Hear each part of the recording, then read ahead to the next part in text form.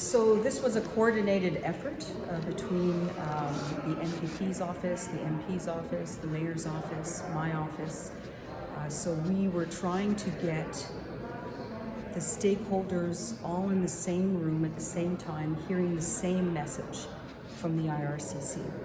The IRCC has been communicating, we would say ineffectively at this point, to community, but they have been communicating with different groups. So the point of today was to get everybody in the same room, hearing the same thing at the same time. I'm feeling more hopeful because the mayor was here, the MPP was here, the MP was here, the warden, Grand Chief, and I'm here. So we are all on the same page saying the same as what the stakeholders are saying. There is great competence in this community, but we can't be doing it if we're not fully partners at the table with the federal government.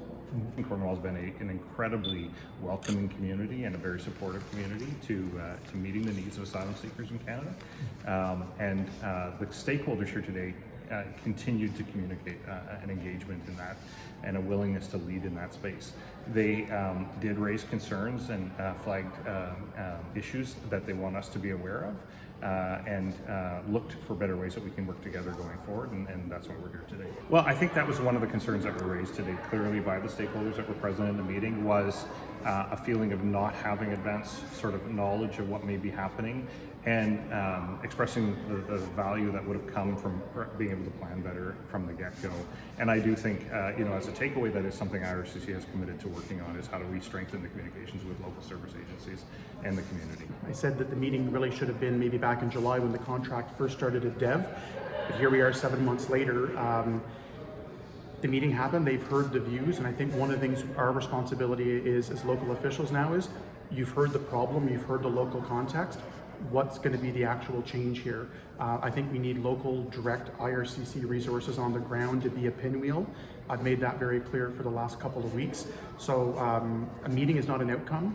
An outcome would be we're bringing somebody on the ground, we are having people here to help coordinate the different services and have them at the Ramada, at the DEV, whatever it may be.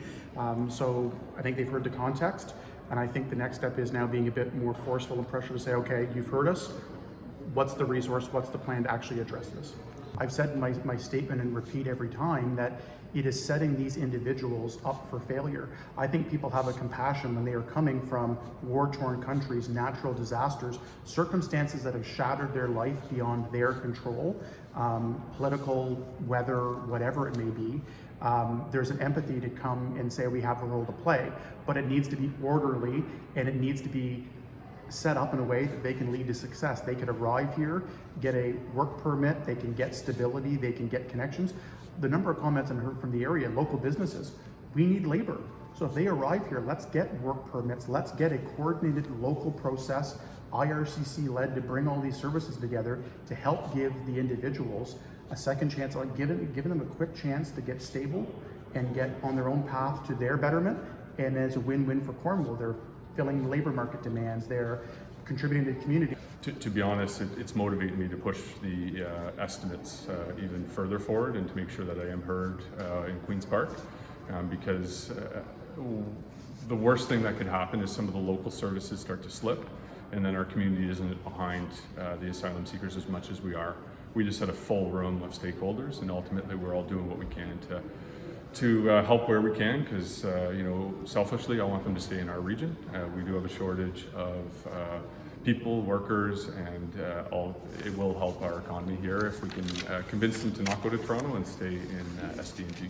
I've said it before, a meeting is not an outcome. It's what is next, what are the next steps? So what we have to keep in mind is questions were asked, they were answered, and there was some good information provided, but there are next steps to take, and there is some follow-up to do. So that's where it's really going to show if there was some real some outcomes from today or not. So good first step, but more to come. Confident today, but ask me again tomorrow maybe. Again, we'll see. We'll just see. But confident today, but we'll just see. If it's productive or not. And if it's not, we'll be back beating the drum again and saying it's not. We're not going to go away on this.